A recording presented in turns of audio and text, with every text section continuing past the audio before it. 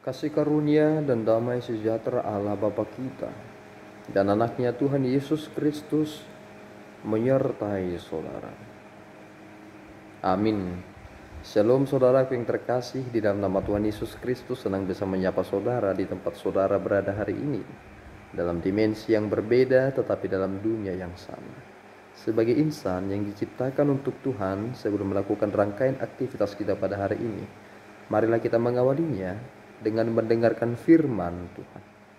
Selamat pagi. Sebelum kita beraktivitas pada pagi hari ini, baiklah kita mendengarkan firman Tuhan yang tertulis di dalam Mazmur 51 ayat 13. Janganlah membuang aku dari hadapanmu, dan janganlah mengambil rohmu yang kudus daripadaku. Demikian firman Tuhan. Shalom.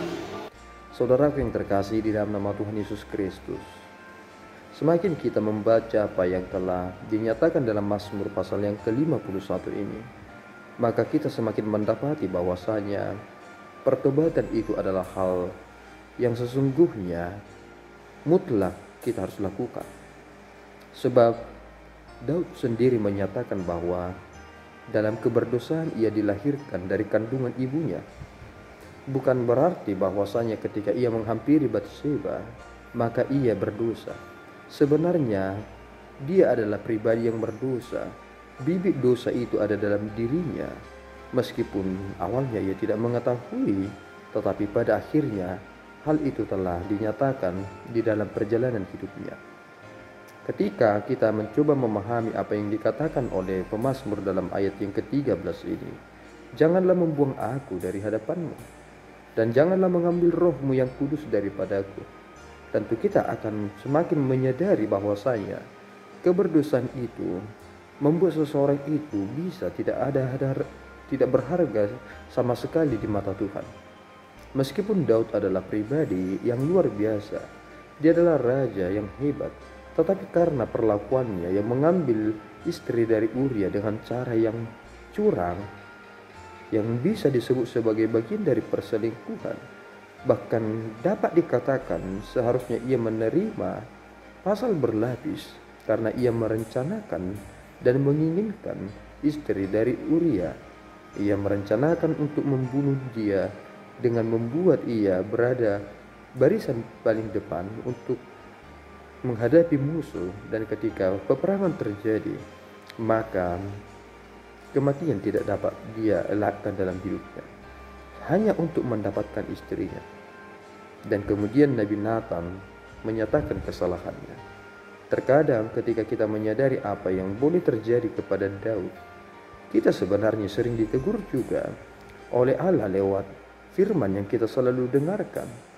Tetapi siapakah yang berbahagia dalam hidupnya? Yang berbahagia itu adalah jika ia yang tahu tentang mempergunakan kesempatan, seperti Daud dalam nats ini.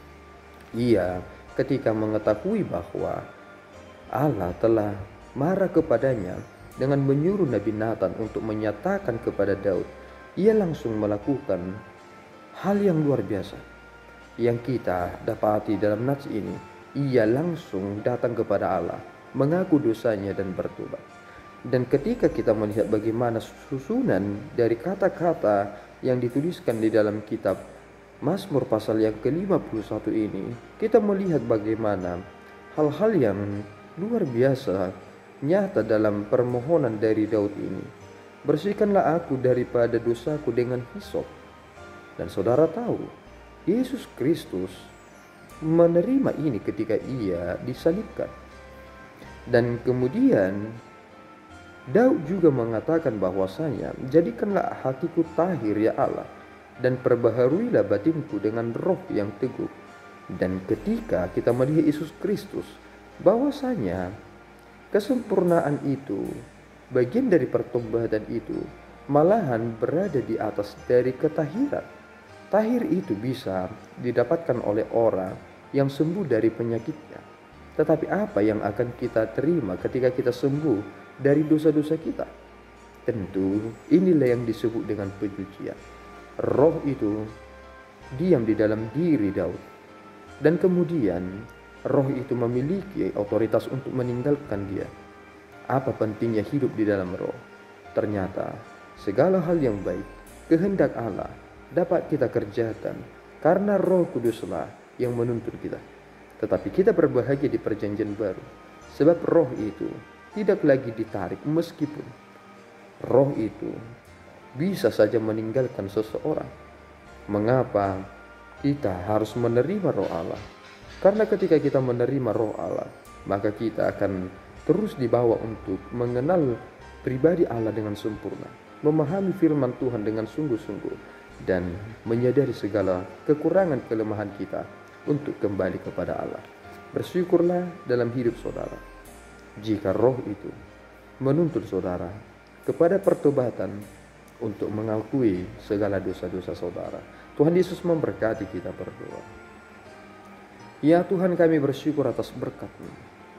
Terima kasih Bapa atas tuntunan-Mu yang menyatakan kepada kami kemurahan hati-Mu lewat Daud yang mengalami peristiwa yang harus ia tanggung sendiri.